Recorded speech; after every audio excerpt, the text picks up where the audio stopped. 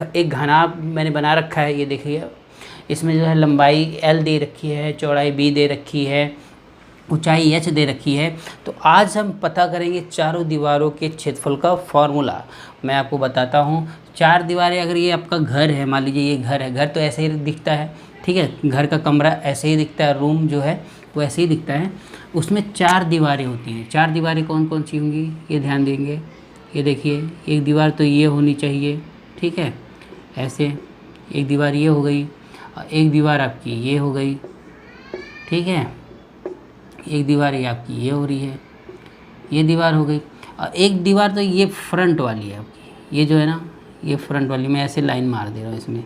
एक दीवार तो ये भी है, एक दीवार ये हो गई, ठीक, और एक दीवार ये हो गई, ऐसे लाइन मार दे रहा हूँ। तो ये हो गई चार दीवारें, ठीक है।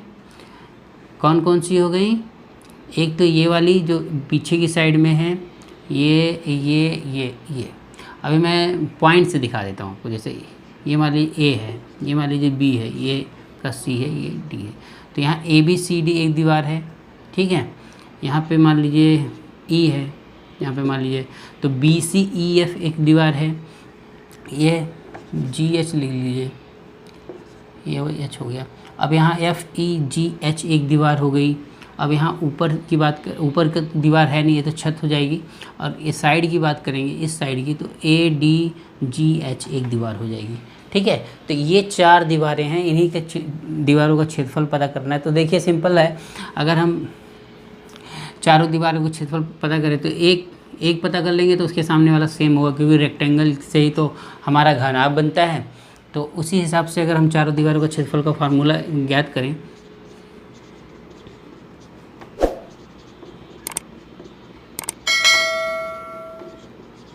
तो क्या होगा, आप ध्यान से देखें।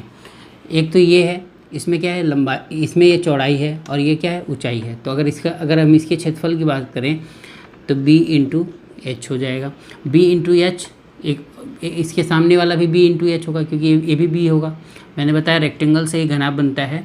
तो ये अगर टोटल की बात करेंगे तो एक BH ये हो जाएगा, एक BH ये हो जाएगा, ठीक है। तो ये दोनों 2 BH हो जाएंगे। मैं यहाँ पे लिख देता हूँ 2 BH। 2 BH का मतलब हो गया 2 दीवार, ठीक है, 2 दीवार यहाँ पे कवर हो गई। अब दूसरी दीवार ये हो गई। अब एक पीछे वाली, ये सामने वाली जो दीवारें हैं इनको देखेंगे।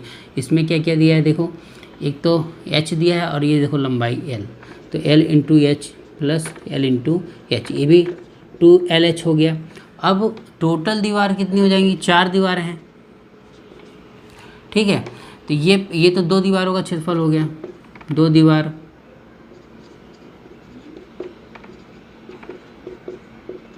अन्य 2 दीवारों, ये अन्य 2 दीवारों का क्षेत्रफल हो गया, ये हो गया। ये 2 दीवारों का ये हो गया, 2 दीवारों का ये हो गया। तो टोटल जो हो जाएगा चारों दीवारों के क्षेत्रफल का जो सूत्र हो जाएगा, क्या हो जाएगा, 2BH प्लस 2LH। अब इसमें कॉमन क्या दिख रहा है, 2H कॉमन है, तो बचा क्या, L प्लस B, ठीक है। तो आप सिंपली कह सकते हैं कि चारों दीवारों के क्षेत्रफल का फार्मूला क्या हो गया, 2 इंटू ऊंचाई लंबाई धन चौड़ाई, ठीक है। ये एक आपका फार्मूला हो जाएगा, जो काफ़ी बार एग्ज़ाम में जिससे क्वेश्चन बनते हैं और पूछा जाता है, ठीक है। तो ये हो गया आपका एक फार्मूला। इस पे हम कुछ क्वेश्चन भी देखेंगे आगे, लेकिन अभी मैं फार्मूला ही सारा बताता हूँ। आइए नेक्स्ट।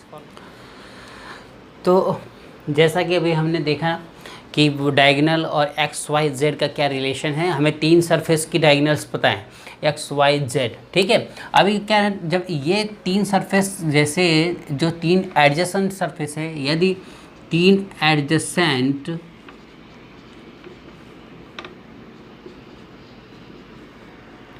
पॉइंट्स के से बने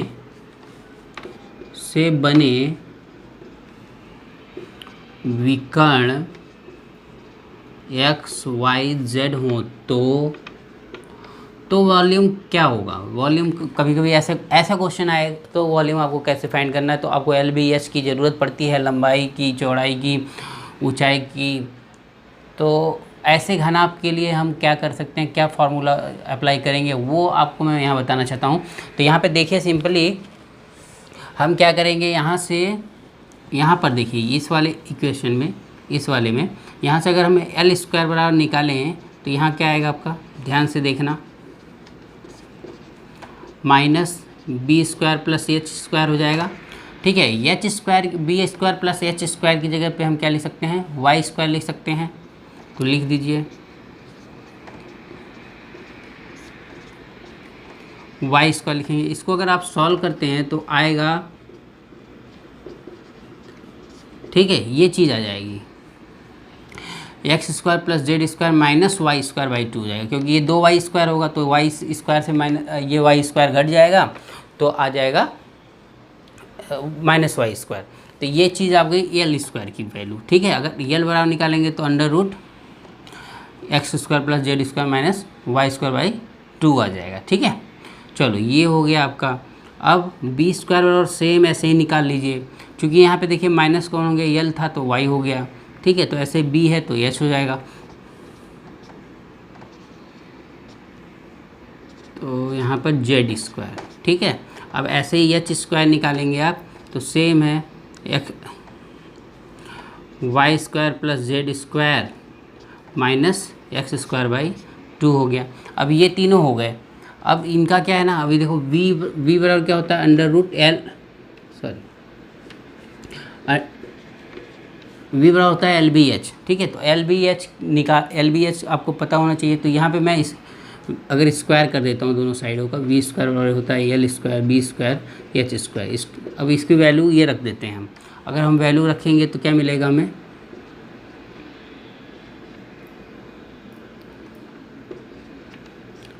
ये क्या आएगा इनटू, एक तो ये आएगा इनटू बाई 2। ठीक है, ये चीज़ मिल जाएगी। अब हम इसको अगर इन नीचे वालों का गुणा कराएं तो ये आ जाएगा 8, और अगर करनी निकालेंगे तो v बराबर क्या आ जाएगा, आप ध्यान से देखें,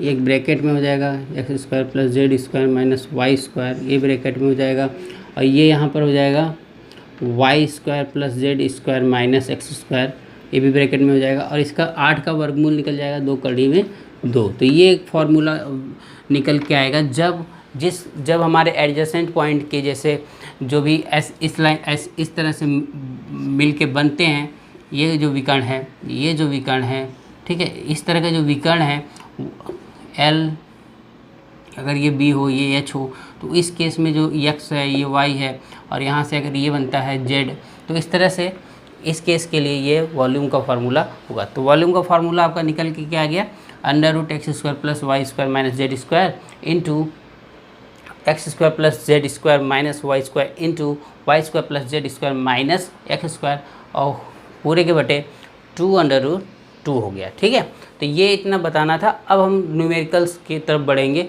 कुछ क्वेश्चन देखेंगे सॉल्व करके। ओके, सही।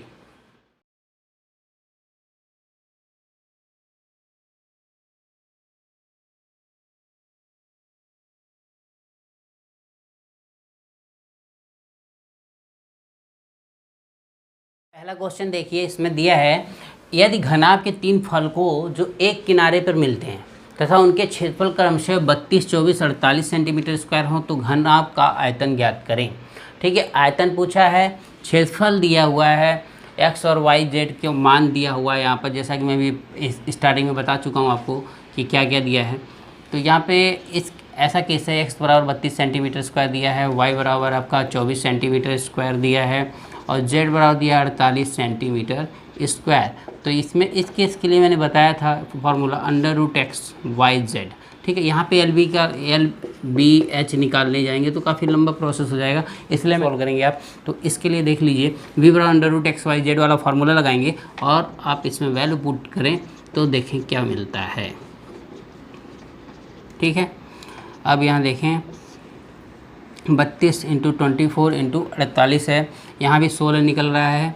ठीक है, यहाँ से मैं डायरेक्ट लिख देता हूँ कैसे निकल रहा है। अब देखिए, आप यहाँ देखिए यहाँ 16 निकल रहा है, यहाँ 16 दूनी 32, यहाँ 16 3 48, यहाँ 2 बच गया, यहाँ 3 बच गया, तो यहाँ 6 निकल रहा है तो 6 भी निकल जाएगा, ठीक है। और 4 निकल रहा था तो 2 बच जाएगा। तो यहाँ पर अगर इनका गुणा कराएंगे तो आपका आ जाएगा 196, 6 दूनी 12, 12 छक 72, 12 1 12, 12 7 19, ठीक है। तो ये आपका आंसर हो जाएगा। इसमें ऑप्शन जो सॉरी ये 92 है, 192, ठीक है। तो 192 सेंटीमीटर क्यूब आंसर हो जाएगा आपका। और आपके लिए होमवर्क क्या रहेगा वो आप देख लो। आप इसमें क्या कर सकते हैं,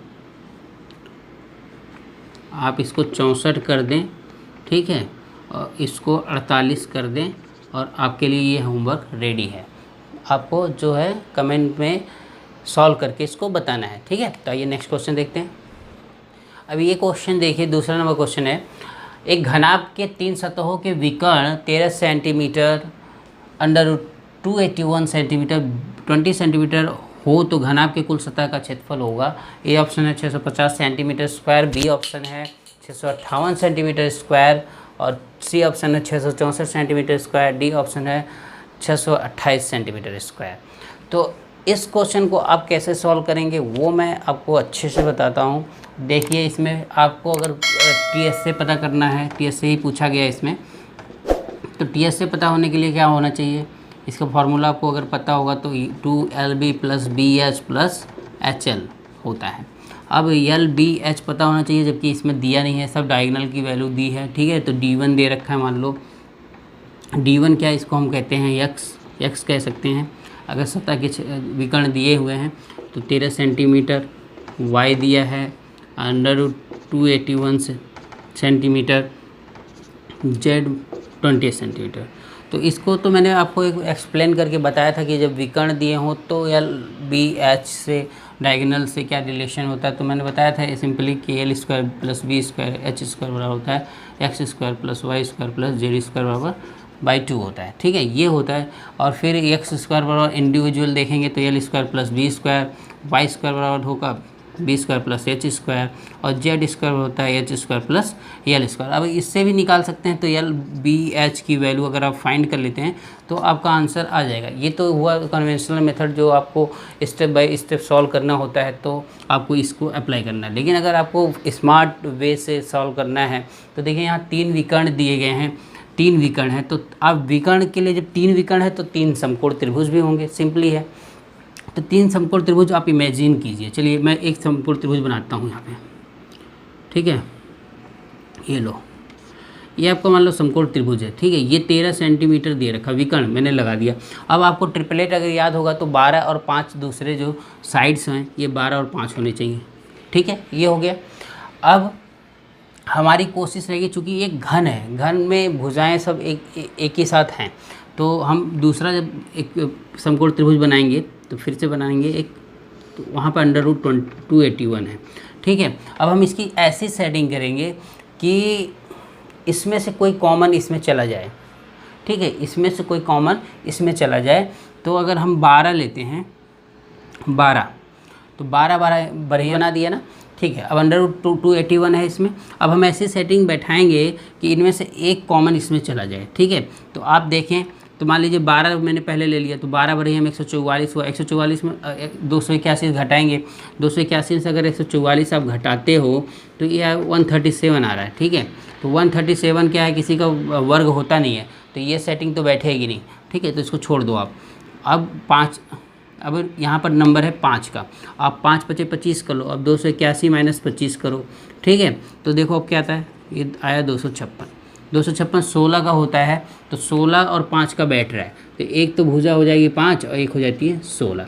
तो आपको देखो यहाँ पे 3 तरह की भुजा मिल गई, एक 5 मिल गई, एक 12 मिल गई, एक 16 मिल गई। तो आपका L और B फाइंड हो गया, ये 16 हो जाएगा, B आपका 5 हो जाएगा, H आपका 12 हो जाएगा। ये तीनों भुजाएं आपको मिल गई, ठीक है। मतलब इस तरह से भी आप सॉल्व कर सकते हो। अभी तीसरे अगर 20 सेंटीमीटर के लिए बनाना चाहें समकोण त्रिभुज आप बना सकते हैं, और देखेंगे पूरा फिट बैठेगा ये, ठीक है। ये 20 है, ये 20 सेंटीमीटर है, तो आपको अगर बैठाना होगा तो आप किसी को भी बैठाएंगे, 16 और 12 को यहाँ पे लेके साथ में बैठाएंगे तो देखो आपका आ जाना चाहिए 256। अगर 144 की बात करें तो ये 400 हो रहा है, इसका मतलब ये फिट होगा। तो इसके लिए ये 16, 5, 12 ये जो है इसकी जो है भुजाएं निकल आएंगी। अब आप आसानी से TS से निकाल सकते हैं, ठीक है। सारा वैल्यू इसमें रख दें तो TS से यहाँ पे निकालना हो तो आपको ऐसे निकाल सकते हैं। कैसे निकालेंगे, 2 लिखें, 16 गुणे 5 लिखें, 5 गुणे 12 लिखें, प्लस 12 गुणे 16 लिख दें। तो यहाँ पे 80 हो जाएगा, यहाँ पर 60 हो जाएगा, यहाँ पर 192 हो जाएगा। अब इनको जोड़ेंगे तो कितना आएगा आपका, 2 गुणे ये आपका आएगा 332, ठीक है। 140 और 192 जोड़ेंगे तो 332 आ जाएगा। और इनको अब गुणा कराएंगे तो 664 सेंटीमीटर स्क्वायर। तो ये आपका सी ऑप्शन जो है वो करेक्ट हो जाएगा। तो ये इस तरह से आपको सॉल्व करना होता है। तो आपको समझ में आ गया होगा कि मैंने कैसे बताया है, टेक्निक है ये जो स्मार्ट मेथड है ये आपका कन्वेंशनल मेथड है। दोनों सॉल्व कर सकते हैं, आपकी प्रैक्टिस के ऊपर डिपेंड करता है, आपके माइंड के ऊपर डिपेंड करता है आप कितना फास्ट कर पाओगे, ठीक है। तो यहाँ पर अभी आपका होमवर्क का टाइम है, तो आपको होमवर्क क्या दिया जाएगा वो देख लो। आपको यहाँ पे सिंपली होमवर्क में आपके ये √61 हो जाएगा, ये 10 सेंटीमीटर है, √89 है। तो आपका सॉल्व करने के दिखाना है मेरे को कमेंट में, ठीक है। आइए नेक्स्ट क्वेश्चन देखते हैं। क्वेश्चन देखिए अगला, 6 घन जिसके प्रत्येक किनारे 4 सेंटीमीटर है अंत से अंत तक जोड़े जाते हैं तो परिणामी घनाभ का कुल क्षेत्रफल बताइए, ठीक है। 6 घन है और सबके जो भुजाएं हैं, जो किनारे हैं वो 4 सेंटीमीटर है। तो मान लीजिए ये घन है, ये देखिए घन है,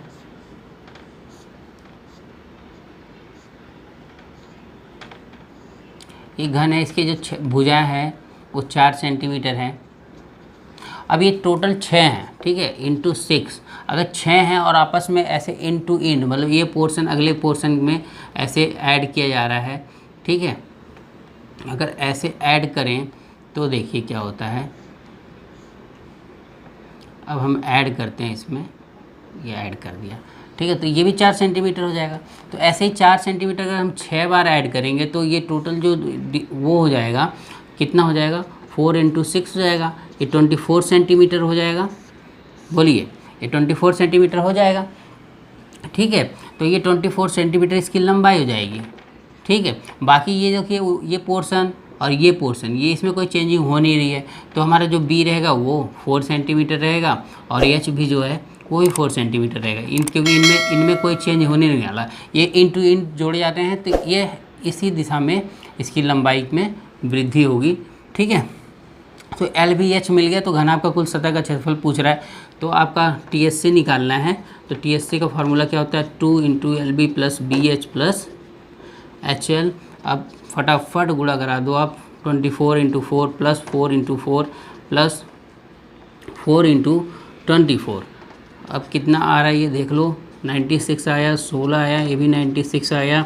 अब 96 का प्लस 16 + 96 करेंगे, 96 जोड़ेंगे तो ये 192 आ जाएगा, प्लस 16 करेंगे तो 208 आ जाएगा, और इनको गुणा करेंगे तो ये 416 आ जाएगा, ठीक है।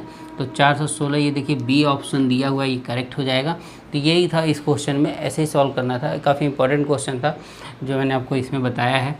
ये कई बार एग्ज़ाम में पूछा जाता है तो कन्फ्यूजन यही रहती है कि कैसे जोड़ा जा रहा है, ये आपके दिमाग में क्रिएट होना चाहिए। और क्रिएट नहीं हो रहा ना तो फिर नहीं कर पाएंगे आप, ठीक है। तो इसका जो होमवर्क रहेगा उसमें आपको कुछ करना नहीं है, मैं आपको इसमें दे देता हूँ, ये 3 सेंटीमीटर कर देता हूँ। उसके बाद आपको सेम क्वेश्चन सेम वे से सॉल्व करके दिखाना ही है, ठीक है। आइए नेक्स्ट क्वेश्चन देखते हैं। लास्ट क्वेश्चन है, ये देखिए इसमें 16 मीटर लंबे, 11 मीटर ऊंचे तथा 8 मीटर चौड़े कमरे में रखे जाने वाले पोल की अधिकतम लंबाई क्या होगी, ये क्वेश्चन है। तो आप जानते हैं कि जब ऐसा क्वेश्चन आता है तो आपको क्या पूछा जा रहा है, स्पेशली डायरेक्ट नहीं पूछ के इनडायरेक्टली पूछा जाता है कि क्या क्वेश्चन में बताना है। देखिए 16 मीटर लंबा है तो ये हो गया 16 मीटर, और बी क्या है, चौड़ाई क्या है, 8 मीटर है, वो लिख दीजिए। एच क्या है, वो 11 मीटर है। अब ये तीनों दिया हुआ है, और अधिकतम लंबाई देखिए कोई वर्ग है या रेक्टेंगल है, उसमें अधिकतम लंबाई कहाँ पे होती है, देखिए ये लंबाई अधिकतम होगी, ये लंबाई अधिकतम होगी, ये होगी, कौन सी होगी, ये सब तीनों नहीं होगी। अगर ये कोने से कोना मिला दी तो ये सबसे अधिक लंबाई होगी, क्योंकि ये कर्ण होता है, ये लंब, अगर समकोण त्रिभुज की बात करें तो लंब होता है, ये आधार होता है, जो कर्ण सबसे बड़ी भुजा होती है, इसलिए इसका अधिकतम लंबाई यही होगी। तो विकर्ण ही, मतलब हमें क्या फाइंड करना है इसमें, इस क्वेश्चन में फाइंड करना है विकर्ण। और जब तीन लंबाइयाँ दी गई हैं, इसका मतलब ये घनाभ है, तो घनाभ में जो विकर्ण की लंबाई का फार्मूला होता है वो क्या होता है, √L² + B² + H²। तो आपको तीनों पता ही है। अब 16 का स्क्वायर करेंगे तो 256 हो जाएगा, और यहाँ 8 × 8 = 64 हो जाएगा, यहाँ 121 हो जाएगा। इनको आपस में अगर जोड़ते हैं तो ये हो जाएगा 18 × 25 = 43, 441 हो रहा है। ठीक है, ये 21 सेंटीमीटर आ जाएगा। तो डी की वैल्यू जो मैक्सिमम लंबाई है वो 21 सेंटीमीटर आएगा, बी ऑप्शन सही हो जाएगा। ठीक है, तो ये क्वेश्चन था जिसको आपको सॉल्व करना था। और अगर हम क्वेश्चन आपको सॉल्व करने के लिए दें, इसमें होमवर्क दें, तो आपको क्या करना है वो देखिए, 10 कर लीजिए, ये हाँ ये भी 10 कर लीजिए, इसको 5 कर लीजिए। ठीक है, तब आपको अधिकतम लंबाई फाइंड करनी है। जो आएगा वो आप कमेंट सेक्शन में मुझे बता देना। तो आज का क्लास कैसा लगा वो आप मेरे को फीडबैक दे के कमेंट करके बताएं कि आपको क्लास कैसा लगा। और अगर आप वीडियो पे पहली बार विजिट कर रहे हैं, चैनल पे पहली बार विजिट कर रहे हैं, तो चैनल को सब्सक्राइब कर लें और बेल आइकन को प्रेस कर लें, जिससे वीडियो की नोटिफिकेशन कंटिन्यू आपको मिलती रहे। और लाइक करें, शेयर करें, धूम मचा दें और कंटिन्यू क्लास करते रहें। मैं सारा का सारा मैथ कवर करने वाला हूँ, स्पेशली NTPC के लिए। Okay, take care.